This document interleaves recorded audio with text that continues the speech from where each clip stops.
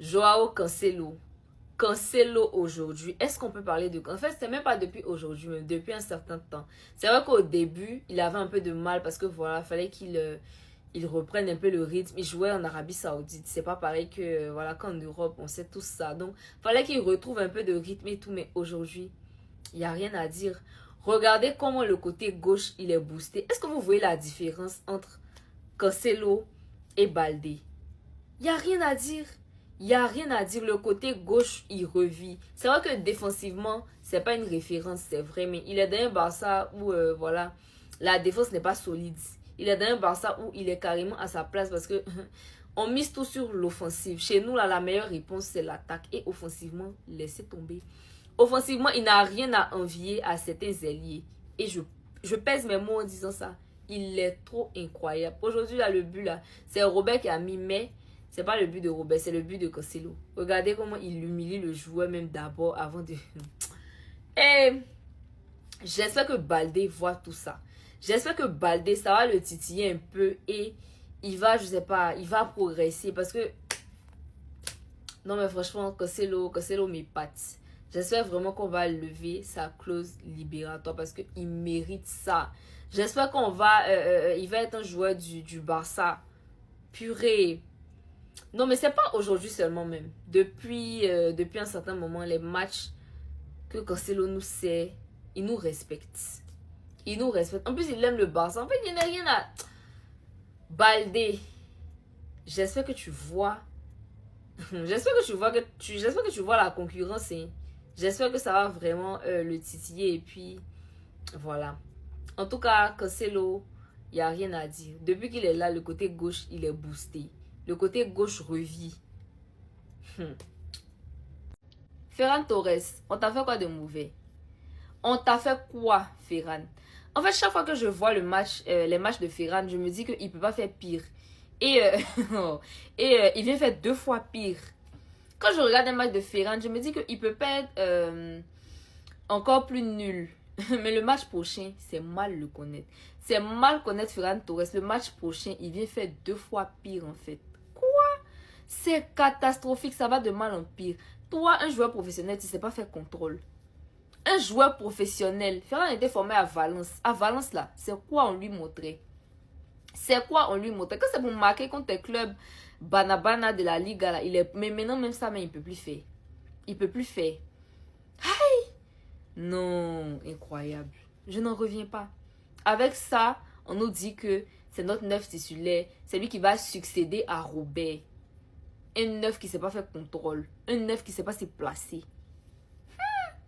Non, on est tombé bien bas. En tout cas, Ferran, chapeau, quoi, parce qu'il ne cesse pas de me surprendre. Plus on avance, plus je suis encore...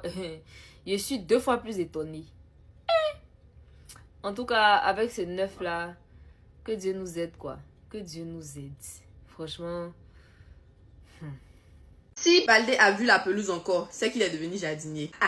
Voici ce qu'on appelle un vrai latéral. Voici un latéral avec lequel on peut espérer remporter beaucoup de titres. Je vois déjà venir les gens qui vont dire que non, Serena, tu es ingrate, Baldé était là et tout et tout. Ma question pour vous, c'est la suivante. Vous supportez vraiment le Barça? Est-ce que vous aimez le Barça? Est-ce que quand on vous dit que ça fait 11 ans qu'on n'a pas remporté la Ligue des Champions, là, ça vous plaît? Ça vous rend heureux? Ça vous rend joyeux? Répondez à cette question, vous aurez la réponse. Si tu aimes le Barça, si tu veux voir le Barça au plus haut niveau, il y a des choix cruciaux qu'il faut faire dès maintenant. Faut qu'on se le dise, Cancelo, en même pas combien de mois, il a apporté énormément. Baldé a ses qualités, je l'ai toujours dit, c'est un joueur qui est rapide. Mais en termes de prise de décision, en termes d'intelligence de jeu, désolé, il n'a pas encore la maturité. En fait, Baldé, t'as l'impression que c'est de l'athlétisme pour lui. Il va courir, il va faire un sprint magnifique, il va te faire les crochets là, voilà. Mais après, quand il arrive devant, de 1, il ne sait pas centrer. De 2, il prend de très mauvaises décisions. Des décisions qui, la plupart du temps, vont contre le cours du jeu. Je suis pas en train de dire que Baldé est nul. Je suis en train de dire que, en tant que le FC Barcelone, on devrait avoir des standards qui sont très élevés. Et ne pas se contenter d'un joueur comme Baldé. Un joueur qui progresse pas. Parce que oui, il progresse pas. Ça fait au moins 2 ans qu'il est titulaire avec l'équipe première. Et je pense qu'il aurait dû améliorer certains points, dont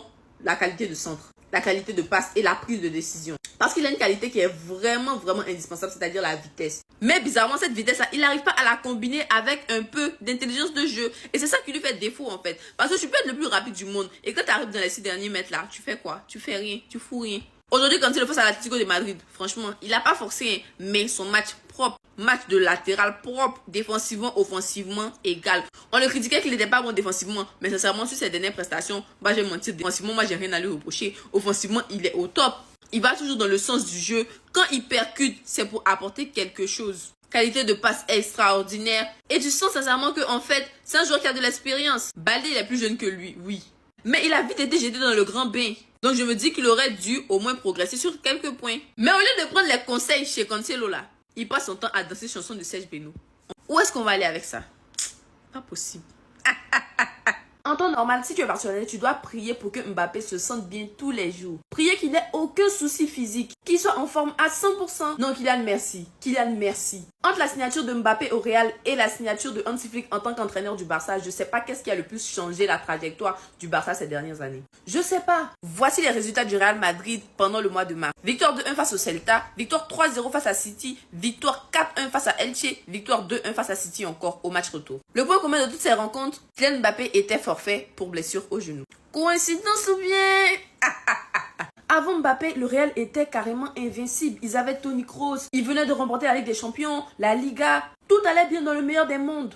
Mais dès que lui, il est venu, à la surprise générale, ça n'a pas collé. De son côté, ça a collé. Parce que Mbappé, on le connaît, c'est un très grand buteur. Il a l'instinct et tout. Il est très efficace devant le but, très décisif. Mais collectivement, il a plus déséquilibré le Real qu'autre chose. Collectivement, il y avait des certitudes. Déjà, Ancelotti l'ont chassé. En plus, Vinicius et Bellingham, ils ont connu une baisse de régime. Alors que sur le papier, quand tu réunis des joueurs comme Mbappé, Bellingham, Vinicius, tu t'attends à des étincelles. Kylian Mbappé, c'est un super joueur, je l'ai déjà dit. Tout le monde le sait. Il a prouvé, il a fait des choses extraordinaires. Mais comme je l'ai aussi dit, c'est pas le joueur qui va sublimer un collectif. C'est le joueur qui se sublime dans un collectif. Et si t'as compris ça, t'as tout compris. Mbappé, il prend énormément de place. Dans une équipe où il y a Mbappé, soit il brille, soit il brille. C'est ça en fait. Parce que le Real, avant, collectivement, c'était fort. Maintenant, c'est plus une équipe déséquilibrée qu'autre chose. Arbeloa va encore dire que c'est de sa faute. Mais en vrai, on s'en fout. Tout ce que je peux dire en tant que Barcelonaise, s'il te plaît, ne te blesse plus jamais. Sois en forme. Que la santé te localise. Que ton corps soit protégé. Qu'aucune blessure ne soit ton pas. Mauvaise nouvelle pour le Barça. Hier, Araujo et Marc Bernal étaient sortis sur blessure. Le résultat du test médical réalisé est tombé et malheureusement, on perd Marc Bernal sur blessure. Le joueur de l'équipe première, Ronald Araujo, présente une légère surcharge musculaire à la cuisse gauche. Le joueur sera disponible pour le match de mercredi contre l'Atlético Madrid. Le joueur de l'équipe première, Marc Bernal, souffre d'une entorse à la cheville gauche. Le temps de récupération sera déterminé en fonction de son évolution. C'est vraiment triste et malheureux, sachant que sur nos derniers matchs, Bernal a été décisif en Ligue des Champions face à Newcastle. On a tous vu la performance de Bernal. Nous avons déjà perdu Rafinha. En plus de Bernal, ça en fait beaucoup. Mais de toute façon, l'autre bonne nouvelle est que Frenkie de Jong sera de retour face à l'Atlético Madrid ce mercredi. Et il nous reste 8 matchs avant la fin de la saison en Liga. On espère bien qu'ils seront tous de retour. On avait déjà perdu Marc Bernal en début de saison. Et là, comme l'objectif est de gagner la Ligue des Champions, on ne peut pas se permettre de perdre des joueurs comme Marc Bernal, un très bon milieu de terrain. Hansi Flick n'a jamais perdu à domicile face à Simeone. Qui veut dire, même si on joue avec le Barça B, on va pas perdre face à El Cholo. On va de corriger l'Atlético Madrid pour le premier match. On attend l'Atlético Madrid le 8 et le 14 pour les crucifier. Et cela, on va utiliser pour écrire l'histoire. Pisca Barça, Pisca Catalunya.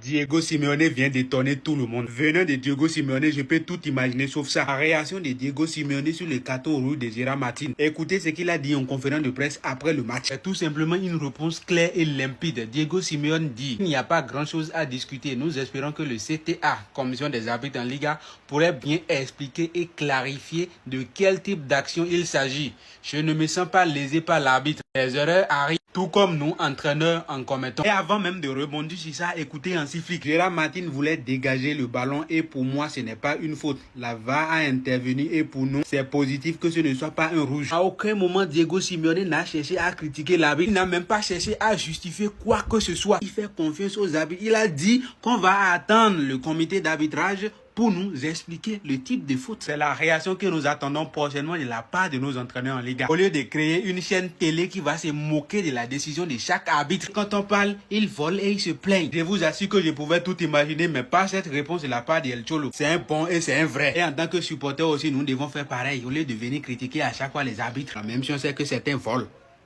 Oh les voleurs là! Vous allez venir donner quel argument encore? Faut les voir en train de parler que ouais, la Liga n'est pas encore terminée. On est seulement à 4 points. 4 points, c'est pas beaucoup. Quand nous on a entendu ça là, on dit nous on est vos amis. 3 points de plus.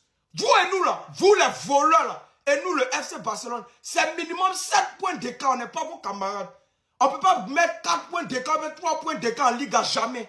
C'est minimum 7 points d'écart. Vous êtes des voleurs, vous êtes des vauriens, bande de plaisantins. Et vous allez venir les voir. Ils vont venir dire que non, la Ligue ne les intéresse plus. C'est maintenant la Ligue des Champions. Ils vont venir dire ça. Les plaisantins, les voleurs, ils vont venir dire ça. Mais en Ligue des Champions, même Bayern est là. Mon cœur bat même pas. Mais vous-même, des voleurs, comme ça, vous ne pouvez pas gagner Mayoc. Mayoc vous frappe. Getafe vous frappe. Albacete vous frappe. C'est contre Bayern. Il y a dit contre Bayern là, mon cœur bat même pas un peu. Bayern va vous frapper très mal. Il y a des voleurs comme ça, ils vont venir discuter avec nous. Nous et vous, il y a des voleurs. Vous et nous, c'est minimum 7 points d'écart en Liga. On ne peut pas mettre 3 points, mais 4 points d'écart, jamais. Vous êtes des voleurs, prenez pas vos camarades. L'équipe, on sait enfin pourquoi Lamine Yamal était énervé à la fin du match. Écoutez. Retourne au Maroc.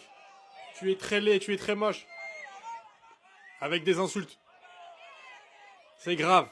Moi, cette scène, j'ai cru qu'elle était due au remplacement qu'avait opéré Hansi Flick. D'ailleurs, certains ont mal compris, ils ont cru que je parlais de Lamine Yamal qui était remplacé. Non, non, le fait de faire rentrer Ferran Torres, c'est que dans son geste, en fait, il est en train de montrer ce qui s'est passé au poteau de corner. Les insultes. Déjà, Espagne-Égypte, ils ont visé les musulmans. Là, l'Atlético, il vise sa personne. Et le Maroc. Visiblement, ça ne se calmera jamais. Quand c'est pas Vinicius et les cris de singe, Samuel Eto'o également. Quand c'était les Yaya Touré, les Seydou Keïta. Maintenant, c'est Lamine Yamal avec le Maroc. En plus, lui, il est musulman, marocain, guinéen. Donc, il est noir et en même temps, c'est un Marocain. Bref, tout est mélangé. Donc, il est ciblé par tout type d'insultes. Et ça commence à devenir grave. Parce qu'il a choisi la sélection espagnole. Et les gens se retournent maintenant contre lui. Il doit vraiment se sentir trahi. C'est un joueur de la sélection espagnole. Malgré que ce soit marocain et guinéen, il ne le respecte pas alors qu'il a choisi la Roja. Les Aokoman sont de retour. Les Aokoman sont de retour. Les amateurs sont de retour. Les tueurs sont de retour. Les maçonniers sont de retour. Les vendeurs de bancs sont de retour. Mais vous, quoi? Vous.